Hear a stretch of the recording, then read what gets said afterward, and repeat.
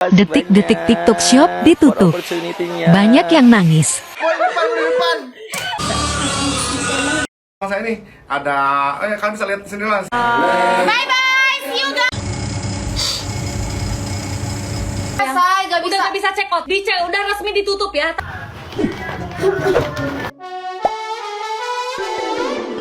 TikTok Shop resmi ditutup, seller dan afiliator TikTok menjerit PHK massal. Berita viral kali ini datang dari TikTok Shop, guys. Seperti yang kita ketahui gitu ya, guys, TikTok Shop ini sudah bakalan resmi ditutup pada hari Rabu jam 5 sore gitu. Dikarenakan sudah ada peraturan baru nih dari kementerian terkait gitu ya, guys, mengenai e-commerce ini gitu, guys. Penutupan TikTok Shop ini tentu menuai pro kontra gitu ya, guys. Ada yang setuju, ada yang enggak gitu. Penutupan dari TikTok Shop ini tentu menguntungkan pihak UMKM lokal gitu ya, guys, yang mana penjualan mereka ini mungkin akan diprediksi naik nih karena mereka ini sudah sedikit terbantu gitu ya, guys, nggak kewalahan lagi nih untuk bersaing dengan produk impor yang biasanya itu dijual di TikTok gitu, guys. Tapi untuk kontranya nih, seperti yang kita ketahui gitu ya, guys, sudah ada 6 juta orang yang bergantung di TikTok Shop gitu, guys, seller TikTok maupun afiliator TikTok gitu. Nah, hal ini tuh lalu menjadi kontra gitu, guys, karena sebanyak 6 juta penduduk ini tuh bakalan kehilangan pekerjaannya gitu ya, itu sebagai penjual online atau afiliator online gitu. Penutupan TikTok Shop ini tuh sudah kayak PHK massal nih untuk 6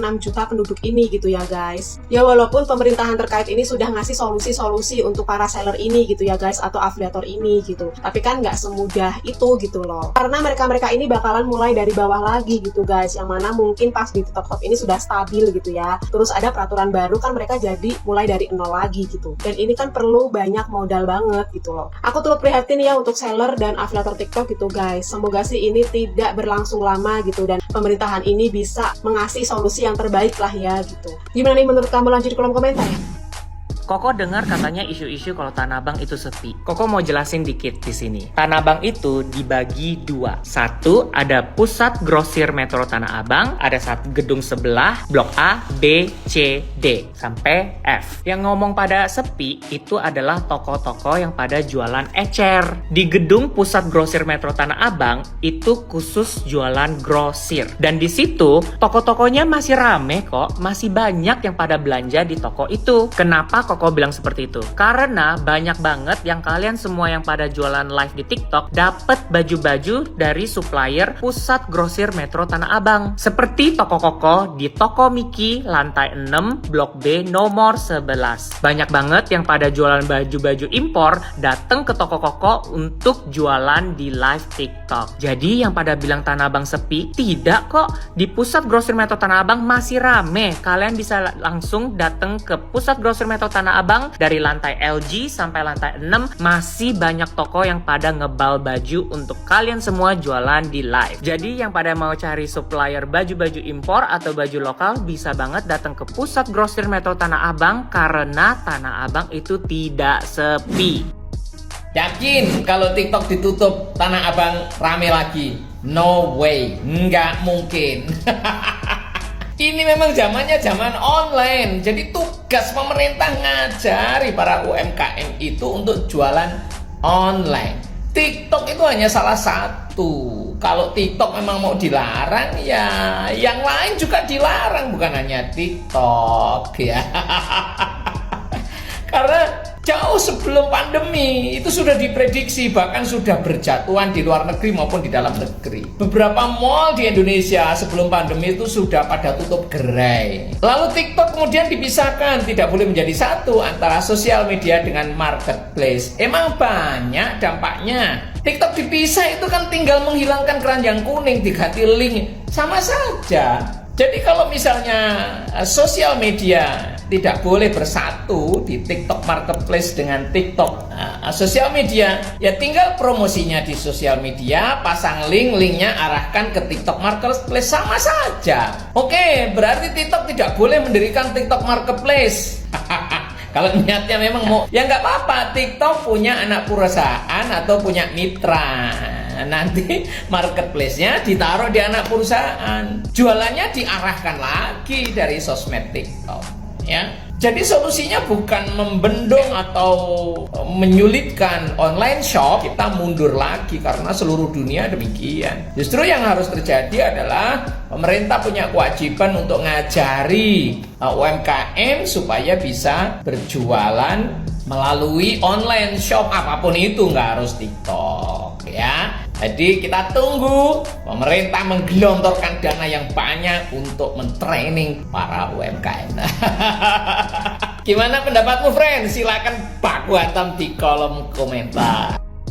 Gara-gara Tanah Abang, TikTok Shop dilarang. TikTok Shop mau dipakainya cuma buat iklan saja. Tanah Abang kan kebanyakan fashion ya. Nah, kalau saya nih UMKM, saya nggak jualan fashion. Saya jualannya telur asin, produk lokal Brebes. Bisa dikirim ke seluruh wilayah Indonesia karena adanya TikTok Shop. Tentunya dengan SOP yang bagus ya. SOP pengirimannya yang bagus, pengemasannya yang bagus. Jadi produk saya bisa dinikmati seluruh wilayah Indonesia. Kalau memandangnya cuma Tanah Abang, bandingkan Tanah Abang dengan 6,5 juta UMKM yang ada di TikTok Shop.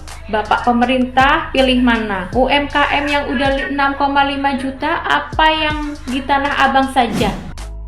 Emang yakin Tanah Abang bakal rame lagi? Lebih dari urusan Tanah Abang, ini tuh tentang behavior orang yang beli dan konsumsinya itu ditentukan oleh suatu platform.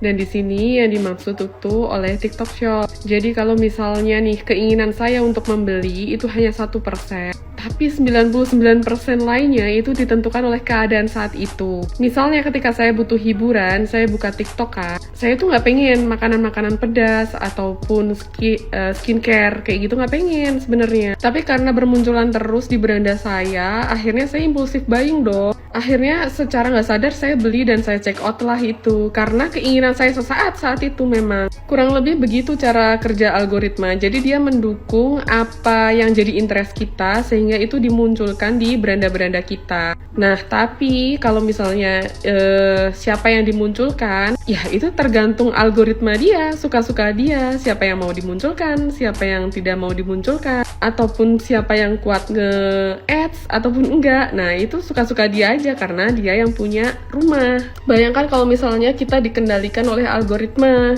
kita membeli berdasarkan algoritma. Apa enggak?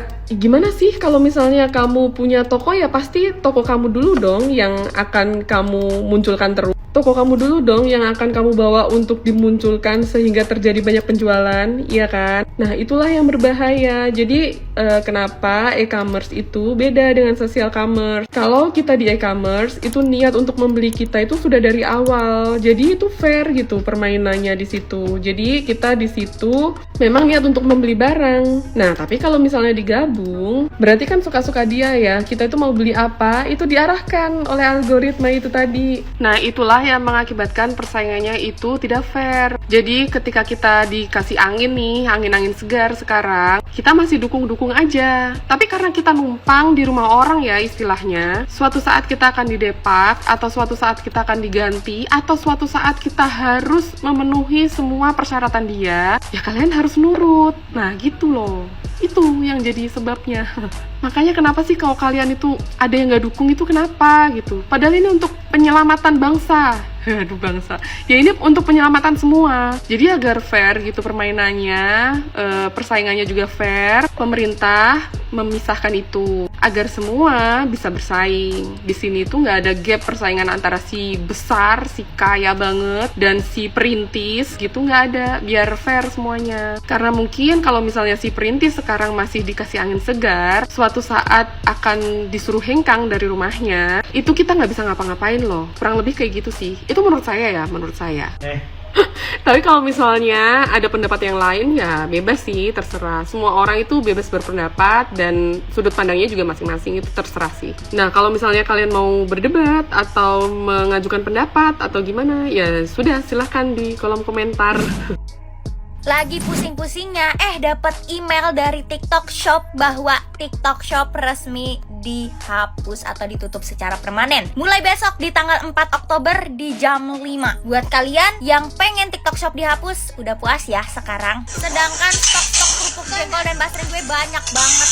Dan ini real ya, TikTok Shop resmi ditutup atau dihapus permanen. Oke? Ditutup. Buat kalian yang dari kemarin-kemarin pengen banget TikTok Shop dihapuskan, selamat, udah terjadi. TikTok Shop resmi dihapuskan. Buat kita yang UMKM yang tergantung di online, gimana ya selanjutnya? Ini sebenarnya ya, ide awalnya muncul TikTok dibikin sebuah TikTok Shop ini siapa sih? Kan dulu awal-awal muncul kan hanya untuk video lucu-lucuan, parodi-parodian, menyalurkan bakat lah istilah kata untuk hiburan gitu ya. Tiba-tiba di-upgrade jadilah TikTok Shop. Setelah rame, banyak yang jualan di situ, banyak yang bergabung di situ, tiba-tiba tutup jebret. Kan kasihan yang udah pada nyetok barang banyak, udah pada bikin toko kecil-kecilan di online, udah banyak yang mungkin banyak modal yang keluar gitu ya. Karena apa ya? Saya tidak bermaksud untuk membela sepihak, tapi menurut saya, kalaupun TikTok Shop ditutup, Tanah Abang belum tentu rame lagi. Gitu. Karena apa? Orang tuh sekarang milih yang simple, yang aman, yang praktis gitu loh. Karena kalau ke Tanah Abang udah cuacanya panas, jauh, biangnya macet, waktunya berjam-jam, ya kan? Keamanan pun belum tentu terjamin gitu loh. Karena udah banyak kejadian niatnya mau belanja, HP-nya hilang, dompetnya hilang, dicopet kemana-mana. Dan juga harga yang ditawarkan di Tanah Abang itu gak jauh beda sama Matahari sama Ramayana. Makanya untuk orang-orang yang punya ruko di Tanah Abang, kasih harga sewanya jangan mahal-mahal, biar orang juga nyewanya tidak terlalu kembang kempis gitu loh. Karena saya pernah nih ya, rencana mau beli celana jeans gitu ya, di Tanah Abang harganya 350.000, di Ramayana tuh paling 300, 290. Ya saya mending ke Ramayana atau Matahari yang jelas punya merek, yang jelas punya nama gitu kan. Udah gitu keamanan pun terjamin karena kita udah pasti ada security yang jaga di dalam, ada mbak-mbak yang seliweran kemana-kemana gitu kan. Ya walaupun kejahatan mah di mana aja bisa, tapi setidaknya tuh lebih oke lah gitu daripada di Tanah Abang karena udah semrawut banget gitu. Kita kalau udah kesel, udah capek keliling-keliling, tiba-tiba ada keadaan begitu kan, kita nggak mikir dompet, nggak mikir HP, nggak mikir apa gitu kan. Tahu-tahu lenyap, tahu-tahu hilang gitu kan. Jadi orang mungkin lebih milih keamanan, praktis, nggak capek gitu ya. Jadi ya memang harus mengikuti zaman gitu. Memang ini udah zamannya teknologi canggih gitu. Kalau bisa sih memang dua-duanya harus jalan ya. Tanah Abang jalan, TikTok Shop pun jalan. Jadi saling berkesinambungan lah biar tidak ada satu pihak yang dirugikan gitu. Karena saya nggak tahu ya barang yang dijual di TikTok Shop entah barang impor atau barang mana, saya nggak tahu ya. Untuk masalah perpajakan saya tidak paham untuk itu. Cuman kalau menurut saya bisa didiskusikan lah gitu supaya TikTok Shop jalan, Tanah Abang pun jalan. Tapi kalau menurut saya ya, kalaupun TikTok Shop tutup, saya nggak yakin Tanah Abang bisa rame lagi. Karena sekarang banyak banget distro-distro atau toko-toko baju yang lebih praktis dan nggak jauh dari mana-mana gitu. Mungkin kalau kayak acara kawinan kita butuh batik, butuh souvenir, mungkin ke Tanah Abang mungkin pilihan yang tepat. Karena selain memang banyak pilihannya, mungkin lebih ada tawar menawarnya lebih enak lah. Karena kan mereka jumlahnya banyak gitu ya. Tapi kalau untuk belanja kaos satu, celana satu, apa ya, mungkin kancut satu atau apa, yang mereka lebih milih ke online shop karena yang cuma 1 biji 2 biji mau ngapain jauh-jauh ke Tanah Abang gitu kan. Jadi cobalah kita pikirkan supaya tidak ada yang tersakiti gitu. Jadi kita harus pikirkan dua-duanya deh. Kita mikir Tanah Abang harus tetap jalan, TikTok Shop juga kalau bisa tetap jalan. Jadi itu tugas yang punya kewajiban harus mikir gimana caranya nih gitu, supaya dua belah pihak ini tetap berjalan tapi tidak saling menyakiti gitu ya. Kasihan dua-duanya, kasihan Tanah Abang, kasihan online shop pun kasihan karena customer kan yang butuh, kita yang belanja. Jadi kita punya pilihan untuk yang mana aja, kita punya hak untuk memilih gitu. Jadi ayo dong sama-sama saling mendukung biar tetap maju, tetap stabil penjualannya ya kan, tetap sama-sama sukses. Oke?